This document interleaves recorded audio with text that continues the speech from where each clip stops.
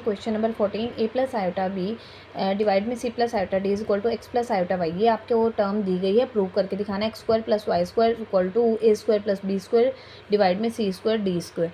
पहली बात तो बच्चों ये आपका मोस्ट इंपॉर्टेंट फॉर्मूला है। इसमें से जैसे ये आपके पास 15 भी है और एग्जाम्पल भी दिए गए हैं, तो इनमें से आपका एक फॉर्मूला आ जाता है, एक आपका क्वेश्चन पेपर में आ जाता है अटैम्प्ट करने के लिए। तो हम करते हैं, आप स्टेटमेंट लिखते हैं। क्वेश्चन नंबर है 14 a plus iota b divide में c plus iota d x plus iota y prove करना है। जो prove that x square plus y square is equal to a square plus B square divided by c square plus D square. ठीक है बच्चों, अब हम इसका easy से इजी मेथड जो हम अप्लाई कर सकते हैं वो करते हैं।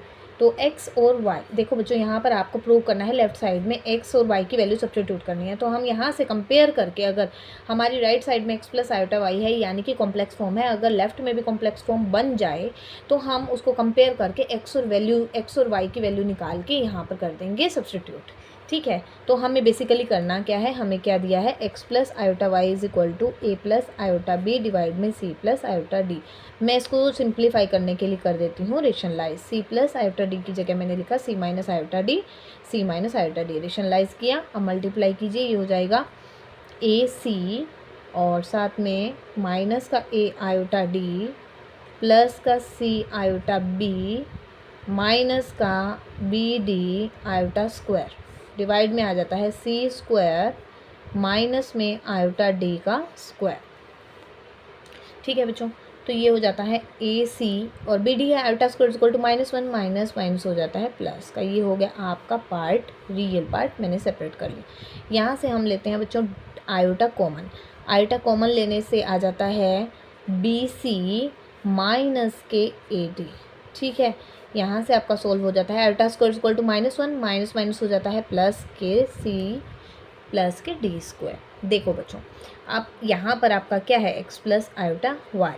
यहाँ से आप सोल्व करोगे A C plus B D by में आ जाता है सी स्क्वायर प्लस डी स्क्वायर और ये हो जाता है आपका प्लस में बी सी माइनस ए डी डिवाइड में सी स्क्वायर प्लस डी स्क्वायर और ये हो जाता है आपका साथ में आयोटा। ठीक है, तो x और y की वैल्यू आप यहाँ से निकाल सकते हैं। एक मेथड तो बच्चों आपका है ये, ठीक है, और अदर मेथड भी आपके पास इसके हैं, उससे भी हम इसको सॉल्व कर सकते हैं। ठीक है, तो यहाँ से ये आ जाता है x और y की वैल्यू निकालते हैं और स्क्वायरिंग करके यहाँ पर हम इसको सिंप्लीफाई कर सकते हैं। तो लिखते हैं by comparing the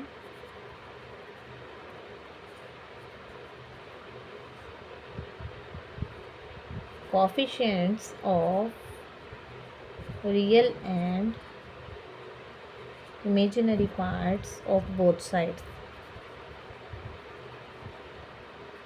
in question को करने के लिए बच्चों आपके पास अलग अलग कुछ और मेथड भी हैं। अगर आपको ये टफ लगेगा तो मैं किसी अदर मेथड से भी करवा सकती हूँ। आप अपना कमेंट बॉक्स में ये बोल सकते हैं कि मैम इसको किसी अदर मेथड से करवाया जाए।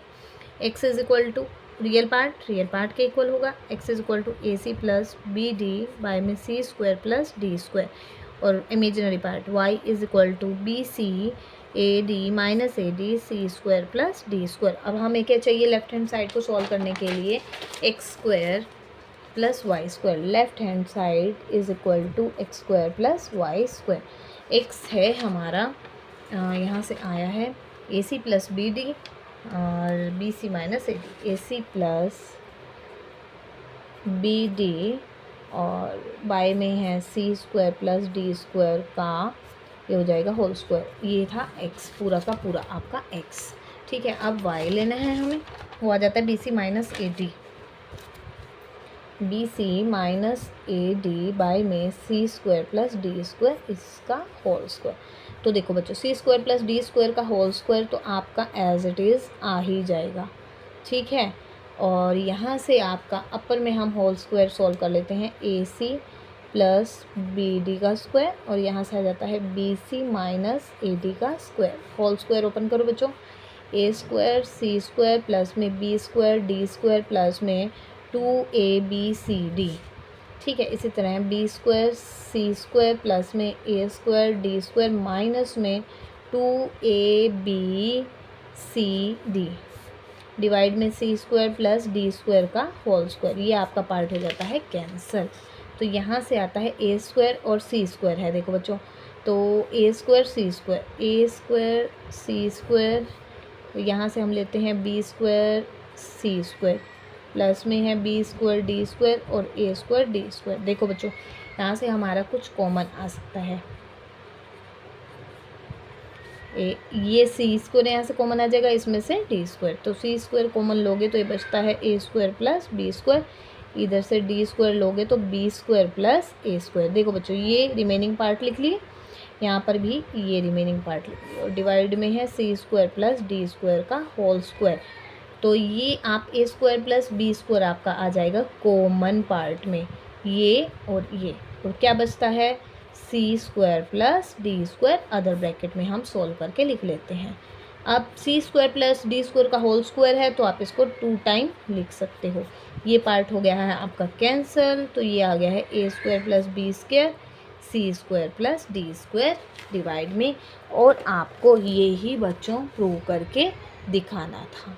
ठीक है, A square plus B square divide में सी square plus d square, it is equal to right hand side, hence we proved here that we have to prove.